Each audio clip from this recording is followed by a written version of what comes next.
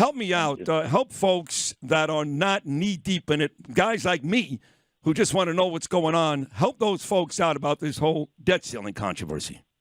Well, look, the first point to make is, first of all, the debt ceiling would cause, if you let it lapse, would cause a default in U.S. Treasury bills, U.S. Treasury notes, U.S. Treasury bonds. You can't do that, okay? The credit of the United States has to be perfect. It always has been. Well, but then were you surprised? Were you surprised then, Larry, when my friend and your friend Donald Trump, who you worked for so admirably well, said with Caitlin Collins on CNN, I'd let it default because the truth is it's going to happen at some point anyway?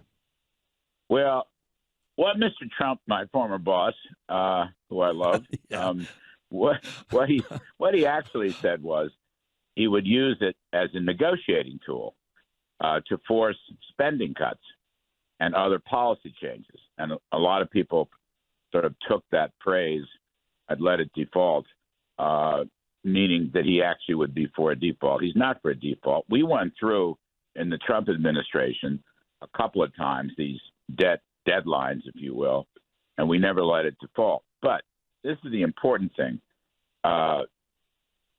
Kevin McCarthy, Speaker Kevin McCarthy, is leading a Republican and conservative revolution for less spending. We've had this incredible frenzied spending, which has caused the inflation, which is still with us, and that has caused the economy to sink. We're on the cusp of recession. We're hardly growing at all for the last year and a half.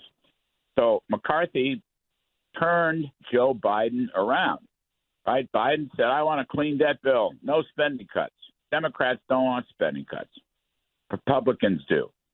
And McCarthy negotiated, and he won, I think, a tremendous victory.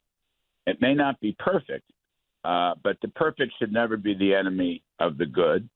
And he got, he said he wanted spending next year to be lower than this year. He got it by about $40 billion. He said, the next year after that, I want spending to be lower, and he got it. It's actually lower by at least $110 billion, and the Appropriations Committee haven't finished their work. But he achieved his goal. Over 6 years, it probably cut spending by, $3.5 trillion